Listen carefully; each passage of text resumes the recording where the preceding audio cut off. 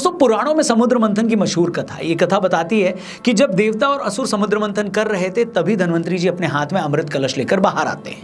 अब ये अमृत कलश देवता और असुर दोनों के लिए जरूरी था। देवताओं को पता था कि अगर उन्हें जिंदा रहना है तो अमृत चखना ही होगा। तो धन्वंतरी जी के बाहर आते ही देवताओं ने उनसे अमृत कलश ले लिया। देवताओं से ये कलश छीनने के लिए असुर उनके पीछे भागने लगे। असुरों से बचने के लिए देवता 12 दिन तक भागते रहे। ये 12 दिन देव समय के 12 दिन थे, न कि हमारे समय के। इन 12 दिनों के दौरान जिन 4 जगहों पर यह अमृत कलश छलका, उन्हीं 4 स्थानों पर हरिद्वार, नासिक, प्रयागराज और उज्जैन में ये कुंभ मेला लगता है।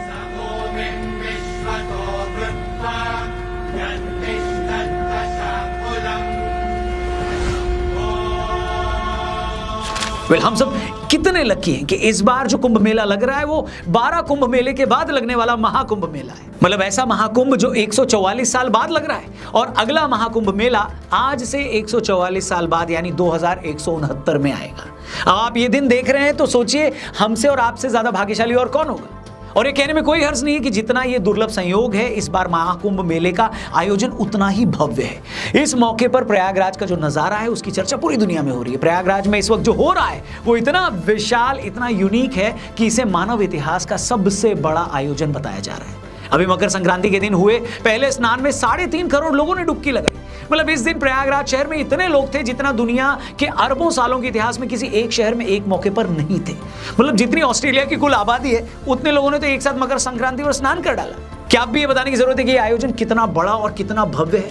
वेल, इस महाकुंभ में क्या स्पेशल है और क्यों यहां जाना जरूरी है, इसके ऊपर एक स्पेशल पॉडकास्ट हमने ऑथर शांतनु गुप्ता के साथ किया है। हमारे टीआरपी चैनल पर वो है, लिंक डिस्क्रिप्शन में दिया है, जरूर इस पॉडकास्ट को देखना। अगर आप फ्री में कुंभ में रहना और खाना और घूमना चाहते हैं तो ये पॉडकास्ट आपकी हेल्प करेगा। आगे बढ़ते हैं दोस्तों। 45 दिन तक चलने वाले इस महाकुंभ के लिए सरकार ने 7,500 करोड़ रुपए खर्च किए। इस दौरान यहां बंदोबस्त ऐसा है कि यूएस से लेकर रशिया और ब्रिटेन से लेकर जापान और अरब देशों की आंखें फटी की फटी रह गई हैं। उन्हें समझ नहीं आ रहा है कि एक छोटा सा शहर करोड़ों लोगों के लिए ऐसी व्यवस्था कैसे कर सकता है। मतलब जिस भारत देश को कई लोग पिछड़ा मानते थे, उस भारत ने अपने एक शहर में ऐसी व्यवस्था कर दी है जो किसी शहर में ओलंपिक करवाने से बहुत ज्यादा बड़ी है। और पाकिस्तान में तो इस कुंभ को लेकर इतना क्रेज है कि पूछो ही मत। पूरी दुनिया में कुंभ को लेकर सबसे ज्यादा सर्च गूगल पे, इंटरनेट पे अभी पाकिस्तान में ही हो रहा है। पता नहीं ये लोग हैरान हो रहे हैं या सनातन की ऐसी ताकत देखकर घबरा गए, मेरे को नहीं मालूम।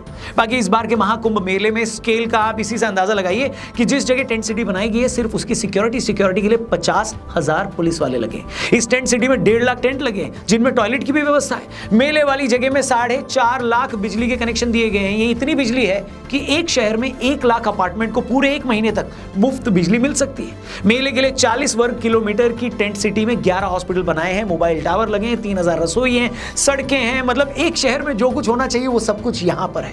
और ये देखकर पूरी दुनिया के तोते उड़े हुए हैं। गंगा नदी पर तो 1-2 नहीं, लोहे के 30 टेम्पररी पुल ही बना दिए गए।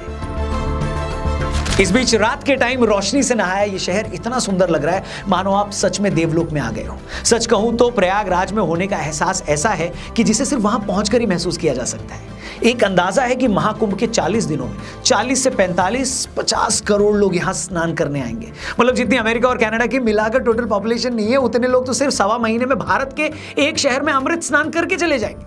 मतलब इसी से अंदाजा लगाइए कि सनातन की ताकत क्या है। एक नेता को अपनी रैली में 500 लोग भी बुलवाने पड़ जाए ना तो उसे भी नानी याद आ जाती है। लोगों को 500-500 रुपए देकर भी वहां लाते तब भी लोग नहीं आते वहां पर। और ये तो मैं बड़े नेताओं की बात कर रहा हूं, छोटे भैयों की रैली में तो उनके घर वाले भी नहीं आ रहे। और महाकुंभ में दुनिया के अलग अलग कोनों से 40 करोड़ लोग बिना किसी बुलावे के, बिना किसी लालच के, बिना किसी मजबूरी के सिर्फ और सिर्फ अपनी आस्था और ईश्वर में अपनी श्रद्धा के लिए आ रहे हैं। दोस्तों ये देश सालों तक विदेशी हमलावरों के जुल्म के बाद आज भी इतनी मजबूती से खड़ा है तो इसके पीछे सनातन की यही ताकत ही तो है। और भारत क्यों, मैं तो ये देखकर हैरान हूं कि कितने बड़े नंबर्स में विदेशों से लोग महाकुंभ में स्नान करने आ रहे हैं। एक अंदाजा है कि इन 40 दिनों में 15 लाख से ज्यादा लोग विदेशों से पवित्र स्नान करने प्रयागराज आ रहे हैं। स्टीव जॉब्स की पत्नी भी निरंजनी अखाड़े में आई, उनके कल्पवास की खबर आई, उनको निरंजनी अखाड़े की तरफ से कमला नाम दिया गया। उनके साथ ही बहुत सारे लोग भी अमृत स्नान करने आए हैं। दोस्तों ये बात हैरान नहीं करती आपको? एक तरफ भारत में हमारे ज्यादातर सेलिब्रिटीज को पब्लिकली तिलक लगाने या हिंदू धर्म से जुड़ा रीति रिवाज निभाने में भी हिचक होती है, और दूसरी तरफ देखिए 21वीं सदी के सबसे बड़े जीनियस की वाइफ अमेरिका में अपनी सारी लग्जरी और ऐशो आराम छोड़कर सिर्फ साधना और तपस्या करने भारत आती है, और वो भी 1-2 दिन के लिए नहीं, कोई रस्म अदायगी के लिए नहीं, बल्कि पूरे 17 दिनों के लिए। और स्टीव जॉब्स की वाइफ अकेली नहीं है। अगर आप इन दिनों कोई भी टीवी चैनल लगा लें, यूट्यूब पर कुंभ से जुड़ी कोई खबर सर्च कर लें, तो आप ये देखकर हैरान हो जाएंगे कि यार इतने सारे फॉरेनर्स प्रयागराज में डुबकी लगाने आए हैं। स्टीव जॉब्स की वाइफ की तरह जापान की एक बहुत ही बड़ी स्पिरिचुअल लीडर हैं योग माया केइको, वो भी स्नान के लिए प्रयागराज आई हैं। वो इससे पहले भी कुंभ में समाधि ले चुकी हैं, जहां पर उन्होंने 4 दिनों तक बिना कुछ खाए पिए ध्यान किया था। आपको ये जानकर हैरानी होगी कि योग माया केइको अकेली विदेशी महिला महामंडलेश्वर हैं। खुद मोदी जी भी उनकी तारीफ कर चुके हैं।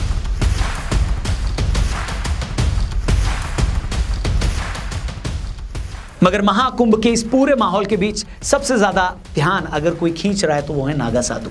कहने में कोई हर्ज नहीं है कि नागा साधु आज भी इस देश में करोड़ों लोगों के लिए एक मिस्ट्री है। लोगों को नहीं पता कि ये लोग सिर्फ कुंभ के टाइम ही क्यों दिखते हैं। लोगों को ये नहीं पता कि ये लोग कुंभ से पहले कहाँ होते हैं और फिर कुंभ के बाद कहाँ चले जाते हैं। तो आइए आपको नागा साधुओं से जुड़ा एक फैक्ट भी यहाँ बता देते हैं।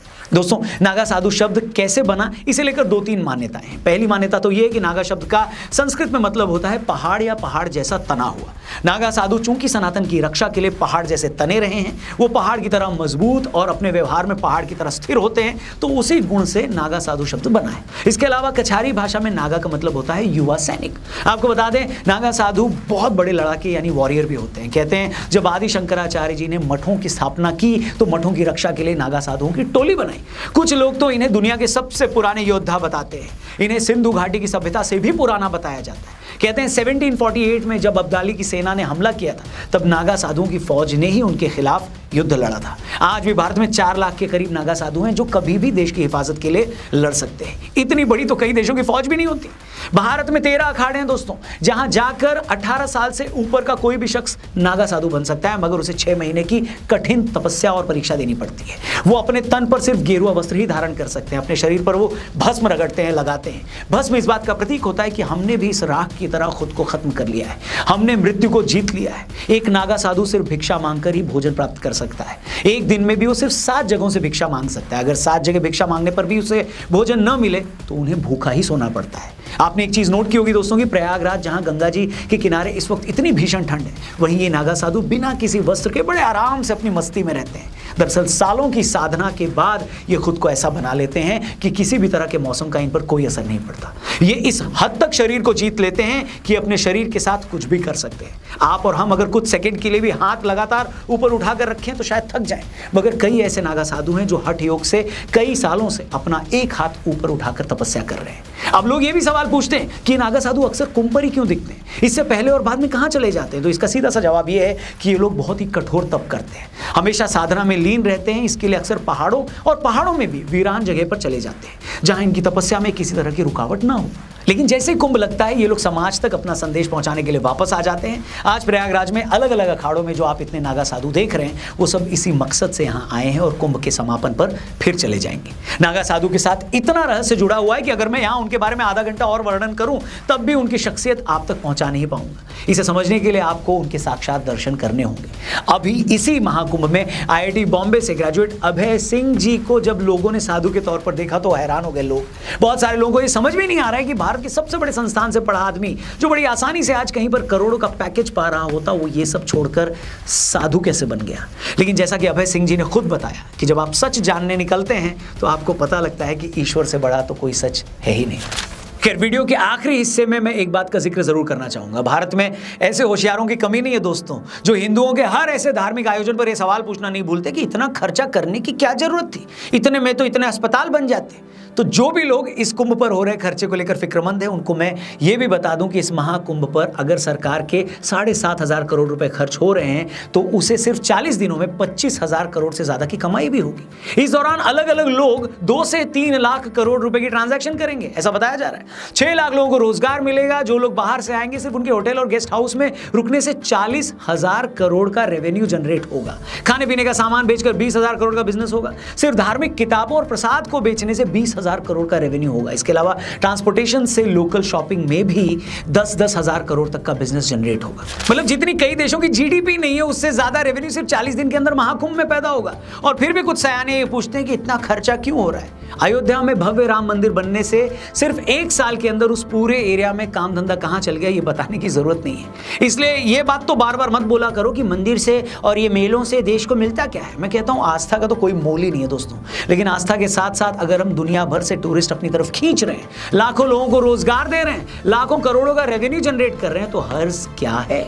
खैर बाकी मैं इस पवित्र मौके पर पैसे की और बात करके इसकी पवित्रता को कम नहीं करना चाहूंगा, लेकिन इतना जरूर कहूंगा दोस्तों कि अगर आपके लिए पॉसिबल हो जरा सा भी तो इस महाकुंभ में स्नान करने जरूर जाएं। एक ऐसा मौका जो आज से 144 साल पहले आया था और 1 महीने के बाद फिर 144 साल बाद आएगा, उसे मिस नहीं कर सकते आप और हम बहुत भाग्यशाली हैं कि हम ऐसे वक्त में जी रहे हैं जब हमें ये दिन देखने को मिल रहा है। तो इस मौके को बिल्कुल मत गंवाइए। इनफैक्ट कैसे कई लोग फ्री में महाकुंभ में रह सकते हैं, खाना खा सकते हैं और वहां घूम सकते हैं, इस सुविधा का लाभ कैसे उठा सकते हैं, इसके ऊपर एक अमेजिंग पॉडकास्ट आपको देखना बनता है। डिस्क्रिप्शन में लिंक दिया है, पिन कमेंट में लिंक दिया, जाकर उस पॉडकास्ट को जरूर देखिए और इस वीडियो को अपने हर एक दोस्त से जरूर शेयर करिएगा। हाँ, आप कुंभ कब जा रहे हैं और कहां से जाने वाले हैं वो भी कमेंट करके जरूर बताइएगा। तब तक अपना ख्याल रखिए। Thank you for watching. जय गंगे मैया, हर हर महादेव, शंभो शिव शंभो।